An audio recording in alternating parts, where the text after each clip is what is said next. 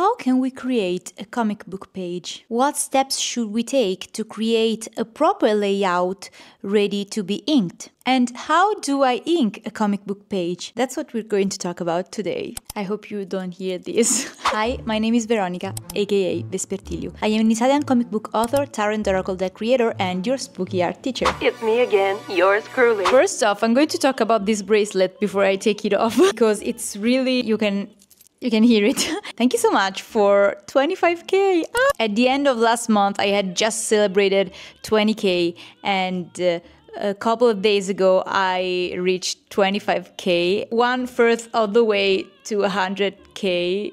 And that absolutely blows my mind. I was so happy that I got myself this €5 bracelet, and it's really cute, but it's very noisy, so I think I'm going to take it off for the rest of this video because yeah. For those of you who are new here, I have 2 deadlines coming up in the next weeks, basically. I'm currently working on an illustrated book and on a short comic. And these past days, I've been kind of worrying about what video I could create for this week. I also have to keep going with the short comic because that is the one project with the closest deadline. Looking back at some suggestions you submitted in the comment section of my video, I realized some of you were interested in talking about my art process regarding comic books. So I thought we could mix together those 2 things I have to do and just make a video where I walk you through the art process behind one of my comic pages. So this video will focus in particular on the inking stage, since that is a further stage in the whole art process of a comic page. I figure we should even briefly talk about all these steps prior to the inking stage and then move to the actual art process and talk about my inking technique. Before diving into the video, this short comic I am making is part of a larger collection that is going to be called Oracolo. This collection will be published by Attaccapani Press, which is a very well-known independent Italian publisher. The book will include 22 short stories, each one linked to one of the major arcana cards from Tarot. The book is going to be absolutely stunning, and the campaign for this book is currently up on Indiegogo. So if you'd like to support this project, please feel free to check the link in my description. Also, if you're not Italian or you don't speak Italian, a little bird told me that we're planning on translating the whole book. So if you're interested in an English edition or curious if the book is going to be available in your language, please feel free to contact Attaccapani Press on their Instagram. You'll also find it linked in my description. And with that said, let's get into the video. So there are some steps prior to the inking part in the process of creating a comic book page. First off, of course, there is the script. I can't share with you the script for my story because I don't want to give spoilers. Basically, the script is divided by pages and each page is divided by panels. And you write the script, you describe what happens in the panel, and then according to which character talks, you then either write the name of the character, put the initial of the name of the character, or for example MC, which is main character, and SC, which is secondary character, and stuff like that. And for this story in particular, I didn't have to worry about the dialogue because it's entirely mute. There is no dialogue in my story. I only had to worry about dividing the pages and decide how many and what kind of panels I wanted for each page. Now, writing the script is not something mandatory for an illustrator. If you're a writer, of course, that's your job. If you're an author like me, you'll also have to think about the script. But if you are an artist and you're going to work exclusively on the visuals for the story, you then have to work on the storyboard. Now, sometimes the writer provides a very rough storyboard, but I still think the artist should provide a slightly more elaborated version of the storyboard, just to have everything very clear in the process of setting up the whole story. Here's my story storyboard. I don't remember. It's a Della Rowney sketchbook A3, and it's a big one. It's a big boy, and this big guy was promoted to storyboard book, basically. I don't think I ever said this in a YouTube video, but the story I am creating is about the lover's card. So I quickly covered half of the storyboard just to be sure I don't show you spoilers of my story. This is how I work on my storyboard. I usually pair the pages, these two, this is the first one, and then these two will be paired so that I know exactly how they look when this spread is open, basically, which is very important, and I'll tell you why. The reason why you should always plan your pages in pairs is because you might make the mistake of drawing two panels in the same position, and basically that could give your reader the impression that you should follow to the other page. Unless that is actually your intention, you should always be careful to not make the ends of your panels touch across the two pages so that readers are not like tempted in reading the panel from page to page instead of going in order from page to the other page, basically. When I write my script, I have already in my mind what I want to draw. So as I write, I already see in my mind what I want the page to look like, because of course I am describing what the page is going to look like. That's the reason why artists are able to translate the script onto the storyboard and then to the layout and then to the final page. So if I have written the script, then translating it onto a storyboard becomes rather easy. When you have someone else writing the script, you have to translate what they wrote. But again, a script is basically a transcription of what you're going to draw. Of course, you have a certain amount of freedom in your artistic expression. But of course, if you're writing your story, then you literally just have to put what you've written onto paper. And so that's what I did. After completing this step, then I would do the layouts on my iPad, and then I would print the layouts and ink them traditionally. Let's get into it. So on my iPad, I work with Procreate. I create a file with the right measurements for the comic book, and then I copy paste my storyboard on it, and I stretch it so that it kind of meets the measurements. Once I've done that, I quite simply start drawing over the storyboard, defining each detail, the characters. I of course draw properly all the frames for the panels. There's not much to say about this step really, because basically is really just drawing a more detailed and precise version of what you did in your storyboard. As we said earlier, the goal of this step is to create the layout for your final page. One thing to keep in mind is that even though you don't have to be like 100% faithful to what you're going to do with ink, you still want to be as close as possible to what you want, because you want to be able to ink on those lines and then add all those additional details. So once we've done with this step, what I do is I change the colors of the line art and then I get my pages printed. I change the color of the line art. For this work in particular, I am working with, I hope cyan is the right word. In inglese, ciano si dice cyan. Cyan is the right word. Okay. This is the first page of the comic book, and we've been sharing this also with the publisher to promote the book. And this one here has been scanned and the cyan under being removed in post-production, basically. And then we added also some flats just to make the page pop, since the whole book is going to be colored. Here I have some pages, but I already started inking those. Since the story is about the lover's card, I've decided to set my story into the Garden of Eden. So you understand that the character design is rather naked. So I had to cover some parts of these pages, and thankfully one of the pages I still have to ink is pretty safe for you to see. So here, as you can see, we have all the line art in cyan. The panels have already been framed with ink. I didn't print those out. I actually had to trace the frames myself, and I didn't record this part, so I'm just going to explain to you briefly. I quite simply use one of these. I have no idea how those are called in English.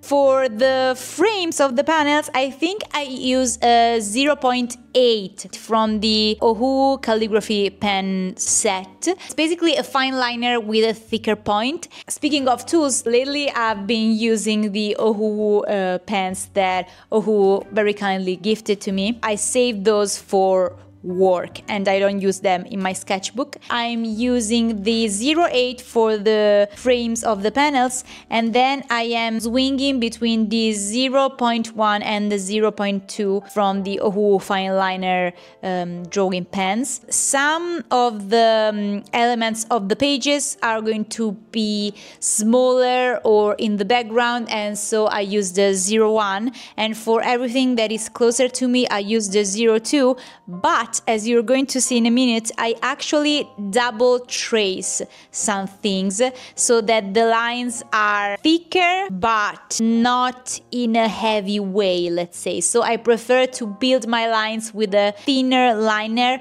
rather than switch to a thicker one and have my lines too heavy in some parts of the page. With that said, this has already been a lot, but we're going now to proceed with the art process. This one is the page we're going to work on. This is actually page 5 of the short comic. With that said, let's get to the art process behind this comic page. So the first thing I do is choose a couple pages to have on my desk as reference, just to keep an eye on the project as a whole while I work on the single pages. In this case, I have the fully inked first page and the page before this one we're going to work on. I'm starting right away with the line art, and I usually proceed in order from the first to the last panel, to then eventually come back to previous elements to fix or thicken some of the lines. As anticipated earlier, I'm switching between the 0.1 and 0.2 according to which elements are farther and which are nearer to the viewer. And then I'm also overlapping and kind of doubling lines on those elements that I really want to bring closer to the eye. For the plants here, I'm not checking reference pictures, I'm simply looking back at some other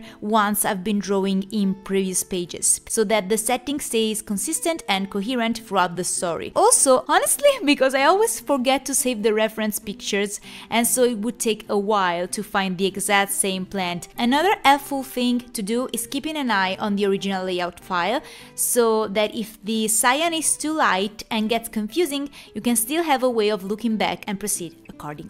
So we've just finished with the line art for this page. As you saw, I didn't trace some of the lines in the stream, for example, because since that's going to be like the main element to render with etching, I just want to experiment with it without having much line art in the way. I did trace those elements right here, since this one is a close-up, but yeah, I figured that I could leave those untouched both in the first panel and in the last one right here below. So before getting to the hatching step, I just want you to notice and consider the fact that I did some mistakes, and that's totally fine. For example, here I overlapped two lines, and so there is this line right here that breaks, and or for example, also in some bits here and there I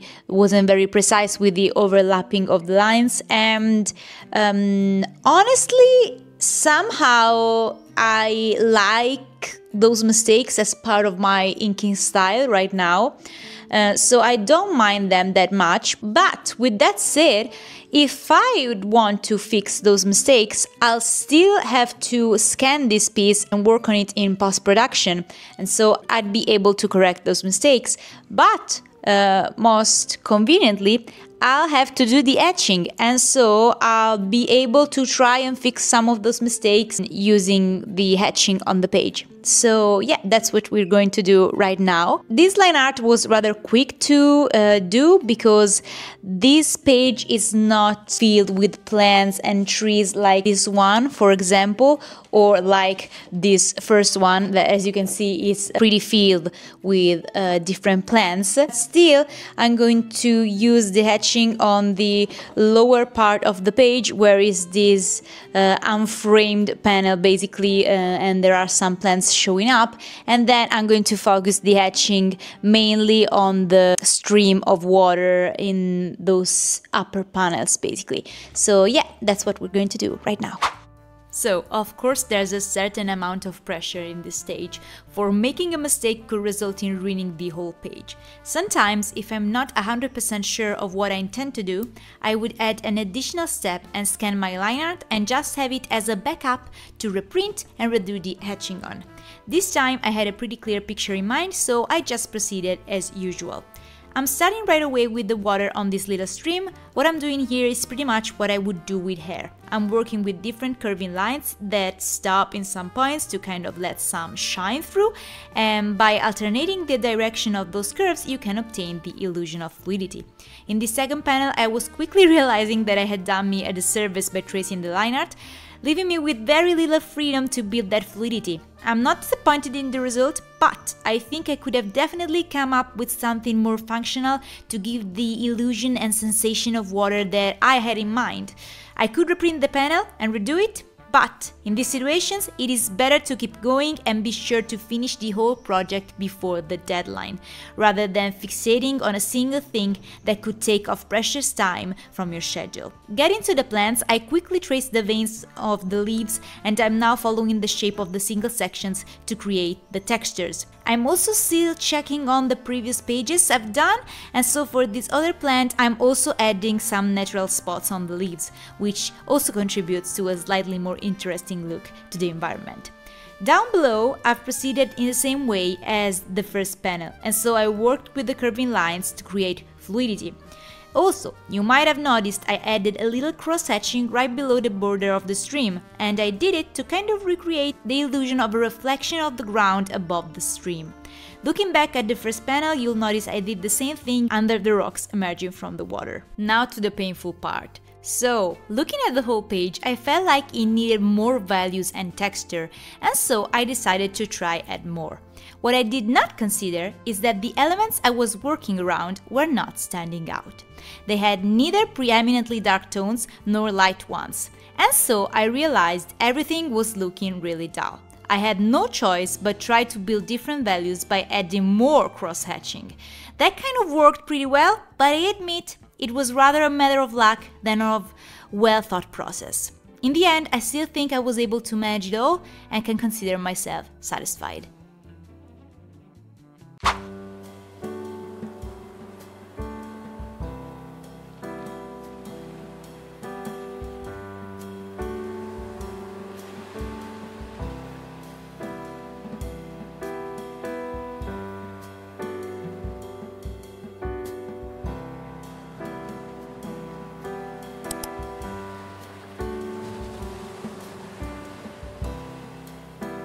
And we're done! So there are a few considerations I need to express on this page. As you saw, I had some troubles with values in the last two framed panels, but I think I was able to fix the values so that the character here doesn't disappear or melt with the background of the panel behind her.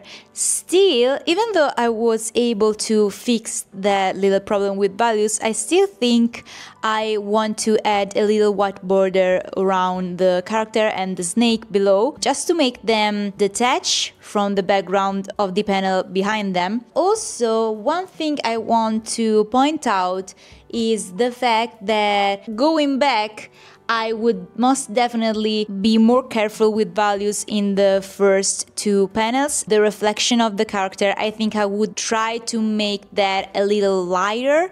I don't think that's going to be an issue because, as I said, all the pages are going to have in some points a flat color, so I'll be able to fix some values with that basically. For the rest, I have to say that I am surprisingly satisfied with this page.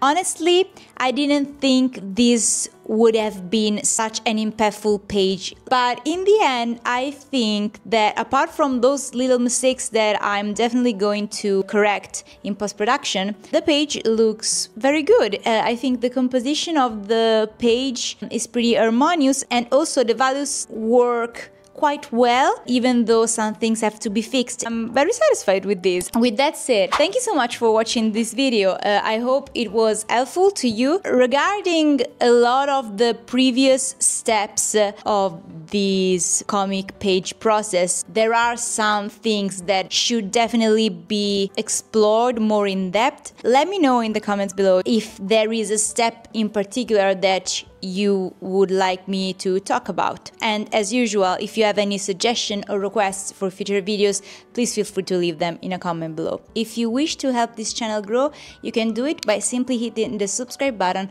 and liking this video. My very first tarot deck, Vesper Tarot, is now available for purchase, and you can get it at the link in the description. Also, if you like my art and content and would like to dig a little deeper, consider joining my newsletter, where I share weekly updates of my digitalized sketchbook. Don't forget to check my partnerships at the links in my description so that you can receive exclusive discount codes for different websites. If you stayed till this point, thank you very much. I will see you very soon with more art videos. In the meantime, let's make art.